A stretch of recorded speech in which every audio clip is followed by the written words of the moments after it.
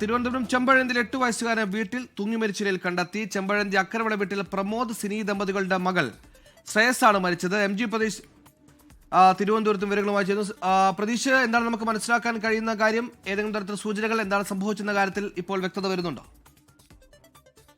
സുഹൈൽ, ഇന്ന് ഉച്ചയോട് കൂടിയാണ് 8 വയസ്സുകാരൻ തൂങ്ങി മരിച്ച നിലയിൽ കണ്ടെത്തുന്നത്. തിരുവനന്തപുരം ചെമ്പഴന്തി അക്കരവിള ഈ വീട്ടിൽ പ്രമോദ് സിനി ദമ്പതികളുടെ മകനാണ് തൂങ്ങി മരിച്ച നിലയിൽ കണ്ടത്. 8 വയസ്സാണ് ഈ കുട്ടിയുടെ പ്രായം. ചെമ്പഴന്തി മണക്കൽ LP സ്കൂളിലെ 2ാം ക്ലാസ് വിദ്യാർത്ഥിയാണ്. ഈ വീട്ടിലെ കിടപ്പുമുറിയിലെ ജനാലയിൽ ബെഡ്ഷീറ്റിലാണ് തൂങ്ങിയ നിലയിൽ മൃതദേഹം കണ്ടത്.